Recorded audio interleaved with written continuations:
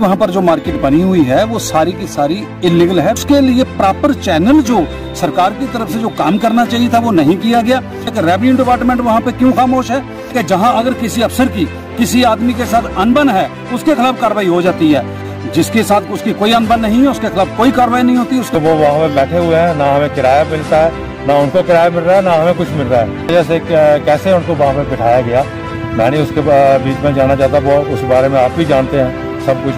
कि ये अनलीगल जो काम हुआ है उसके ऊपर गवर्नमेंट को भी चाहिए कार्रवाई करनी चाहिए।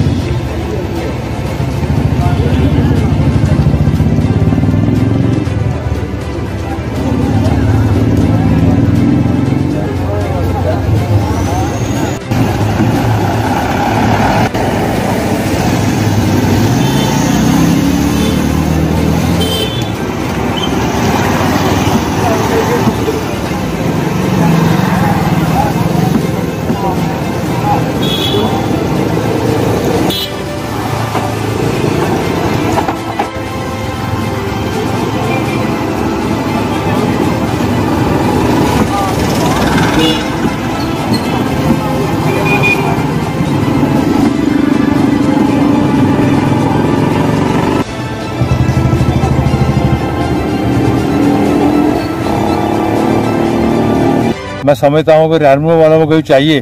कि अगर ACR साहब या DC मैडम अगर ये चाहती है कि ये जो जगह है जो जहाँ पे खोखे बने हुए हैं वो मुस्लिम कमेटी को दी जाती है तो ये बहुत अच्छी बात है, क्योंकि वो वहाँ पे बैठे हुए हैं, ना हमें किराया मिलता है, ना उनको किराया मिल रहा है, ना हमें कुछ मिल रहा है। मैं समझता हूँ कि वो लोग बहुत देर से बैठे हुए हैं और उसी हिसाब से जो है कि ये हमें अगर रेवेन्यू वाले हमें देते हैं कमेटी को जगह तो हम उसी हिसाब से उनसे बात करेंगे, बैठेंगे उनके साथ और जो भी फैसला होगा वो आपके सामने रखेंगे। आज से 7-8 महीने पहले भी ये इस बारे में बात हुई है, लेकिन मैं समझता हूँ कि ये रेवेन्यू की जगह है, हमें कमेटी की जगह नहीं है। ये रेवेन्यू वाले हमें लिखते हैं अगर कि ये जगह जो हम कमेटी को दे देंगे तो मैं समझता हूँ कि एक तो जो लोग वहाँ पे बैठे हुए हैं उनका वो रेंट भी हो जाएगा और हमारी जो है मुस्लिम कमेटी की जो है वो उसके ऊपर हम जैसे भी होगा जो भी लोग वहाँ पे बैठे हुए हैं उनके ऊपर किराया लगेगा और उनका जो भी जितना भी रेंट पड़ेगा हमारी कमेटी को फ़ायदा होगा। ये जब ये दुकानें बनी तो मैं समझता हूँ कि वहाँ पे ये रेवेन्यू की जगह थी, पीछे भी जगह थी, लेकिन वो किस वजह से कैसे उनको वहाँ पे बिठाया गया मैं नहीं उसके बीच में जाना चाहता। वो उस बारे में आप भी जानते हैं सब कुछ कि जिनको बिठाया गया वो तो कुछ लोग वहाँ पे है ही नहीं, अभी उन्होंने आगे जो है दुकानें दे दी हैं। तो मैं समझता हूँ कि जो भी अनलीगल जो काम हुआ है उसके ऊपर गवर्नमेंट को भी चाहिए कार्रवाई करनी चाहिए। मैं नहीं कहता कि जो लोग वहाँ पे बैठे हुए हैं वो इसलिए बैठे हैं। मैं समझता हूँ कि अगर रेवेन्यू वाले हमें लिख कर भेजें कि आप हमें लिख कर दीजिए, हम आपको जगह देते हैं और उसके ऊपर जो भी कमेटी चाहती है जैसे भी उनके बैठ के जो वहाँ पे काम कर रहे हैं उनको ही हम दुकानें देंगे और कुछ ना कुछ हमें जरूर आएगा कमेटी। रियासी बस अड्डे के पास जो लारी अड्डा जो है, लारी अड्डे के सामने वाली जो जगह है जो आप उसकी बात कर रहे हैं ना, वो जगह जो है वो पटवार खाने के लिए जगह मखसूस हुई थी और रेवेन्यू डिपार्टमेंट ने वहाँ पे पटवार खाना बनाना था। बदकिस्मती से क्यों वो वहाँ पर नहीं बना, लेकिन आज वहाँ पर जो मार्केट बनी हुई है वो सारी की सारी इलीगल है। पहले वहाँ पर खोखे बने हुए थे कच्चे, लेकिन उसके बाद वहाँ पर परमानेंट और पक्की अंक्रोचमेंट जो थी वो करवा दी गई। और उस वक्त भी हुआ ये था कि कुछ लोग जब बस अड्डे पे जो लोग रेडियां फड़ियां लगाते थे इनको उठा करके वहां पे शिफ्ट किया हुआ था ताकि बस अड्डे पे जो क्राउड बनता है, जो गाड़ियों को या लोगों की आमदोरफ्त के में मुश्किलात जो आ रही थी, इसलिए वहां से उनको उठाकर वहां पे शिफ्ट किया था। लेकिन उसके लिए प्रॉपर चैनल जो सरकार की तरफ से जो काम करना चाहिए था वो नहीं किया गया। एक तो पटवार खाना की जो जगह थी वो वहां पे कवर कर ली गई। दूसरी बात ये थी कि उस जगह की ना ही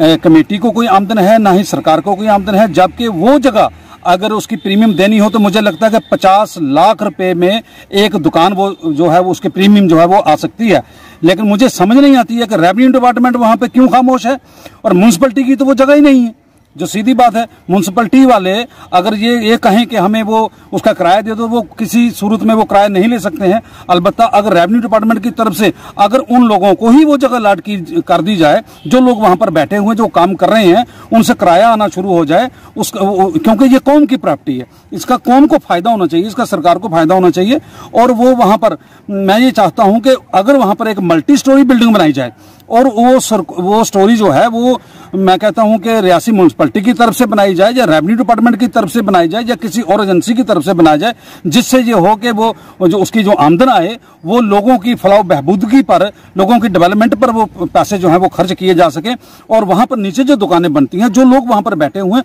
वो दुकानें उन्हीं को अगर दे दी जाएं, तो उससे ये हो जाएगा कि परमानेंट उनका हुकूक भी वहां पर बहाल रहेंगे, और वो वहां पर अपने काम करते रहेंगे, और उससे जो है सरकार को जो है वो पैसा भी मिलेगा। और जो आए दिन तीसरे दिन ये जो बात उठती है कि जी वो इल्लीगल है, इल्लीगल है, इल्लीगल है, ये बात भी खत्म हो जाएगी। मैं रेवेन्यू डिपार्टमेंट से ये गुजारिश करना चाहता हूं कि अगर आप पूरा इस वक्त जो है कोरोना महामारी में जो महकमा माल की तरफ से जो ऑर्डर्स जारी होते हैं उस पर सख्ती से अमल किया जाता है, लेकिन ये जो काम है, ये जो बात है, इस पे कोई अमल नहीं हो रहा है, कोई पूछता नहीं है। ये तो बहुत गलत बात है। इसीलिए एडमिनिस्ट्रेशन पे उंगली उठाई जाती है, और इसी तरह बहुत सारी जगह और भी हैं। ये तो आपने तो एक जगह की बात की, बहुत सारी जगह और भी हैं जहां पे इल्लीगल कंस्ट्रक्शन हुई है, इल्लीगल एंक्रोचमेंट हुई है, लेकिन वहां पे कोई पूछता नहीं है। सिर्फ ये है कि जहां अगर किसी अफसर की किसी आदमी के साथ अनबन है, उसके खिलाफ कार्रवाई हो जाती है। जिसके साथ उसकी कोई अनबन नहीं है, उसके खिलाफ कोई कार्रवाई नहीं होती, उसके कोई नहीं पूछता है, चाहे वो जो मर्जी वहां पर करे। लिहाजा मेरी एडमिनिस्ट्रेशन से यही मांग है कि ये जो जगह है इसको खाली करवाया जाए, और यहाँ पे परमानेंट जो है वो दुकानें बनाई जाए, एक मल्टी स्टोरी बिल्डिंग बना करके जो लोग वहां पर काम करते हैं उनको दुकानें दी जाए वहां पर। वो कोई हमारे दुश्मन नहीं, इसी शहर के रहने वाले हैं, उनके भी बाल बच्चे हैं, उन्होंने भी रोटी खानी है, लेकिन उसका कोई तरीकाकार तो होना चाहिए ना। ये नहीं होना चाहिए कि जो भी अफसर आता है वो 4 दिन नौकरी के अपने निकालता है तो बाकी जाए जहन्नम में। लेकिन इसको प्रॉपर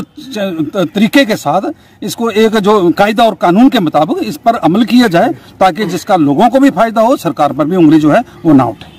जो लॉरी अड्डे के सामने एक शॉपिंग कम्प्लेक्स ही कहेंगे हम इसको, छोटा सा एक शॉपिंग कम्प्लेक्स है, 15-16 दुकानें वहाँ पर हैं। तो ये जो जितना भी कम्प्लेक्स बनाया गया है ये रेवेन्यू लैंड पे बनाया गया है, ये हमें मालूम है। लेकिन सबसे बड़ी बात यह है कि अगर ये रेवेन्यू डिपार्टमेंट की लैंड है, दैट मीन्स के गवर्नमेंट लैंड है, और उसके ऊपर अगर प्राइवेट सेक्टर की ये शॉप्स चल रही हैं, यूनिट्स चल रहे हैं, तो सबसे बड़ी बात है कि वो उनके पास कोई अलॉटमेंट नहीं है। जो भी है, जैसे भी उनको कंस्ट्रक्शन जिसने भी करने की इजाज़त दी है वो प्रोसीजर के तहत नहीं है। तो हम यही चाहते हैं कि ये जो यूनिट है वहाँ पे शॉपिंग कम्प्लेक्स है, इसको ऑर्गेनाइज अगर करने के स्टेप्स लिए जाएं, गवर्नमेंट अच्छे तरीके से इसको ऑर्गेनाइज कर सकती है, और इस शॉपिंग यूनिट से अपना एक रेवेन्यू जनरेट कर सकती है। प्रॉपर प्रोसीजर के तहत जो वहाँ पे काम कर रहे हैं लोग, उन्हीं को ही अगर अलॉटमेंट दी जाए, अलॉटमेंट करके मंथली रेंट बेसिस पे या ऑक्शन के ऊपर दिया जाए, या फिर ये सबसे जो ज़रूरी बात ये है कि ये म्युनिसिपल जुरिडिक्शन के अंदर है। तो म्युनिसिपल लिमिट्स के अंदर होने के साथ साथ अगर ये म्युनिसिपलिटी को हवाले की जाए तो म्युनिसिपल कमेटी भी इसका एक अच्छे तरीके से ऑर्गेनाइज करके अपना एक यूनिट तैयार करके इसको अपना रेवेन्यू जनरेट कर सकती है। ये इसके बारे में हम निशानदेही और रिकॉर्ड देख लेते हैं। अगर वाकई ही वो स्टेट लैंड है, जैसे आपने कहा कि वो तजवीज़ की गई थी अपने पटवार खाना बनाने के लिए, तो अगर वो स्टेट लैंड है तो नेचुरली वो इलीगल है। तो उसके बारे में जो भी हम एक नीचे से फील्ड स्टाफ से हम देख लेते हैं रिकॉर्ड में क्या पोजीशन है और मौके की क्या पोजीशन है। अगर इलीगल हुए तो तहत ज़ाब्ता जो है उस पर कार्रवाई हो।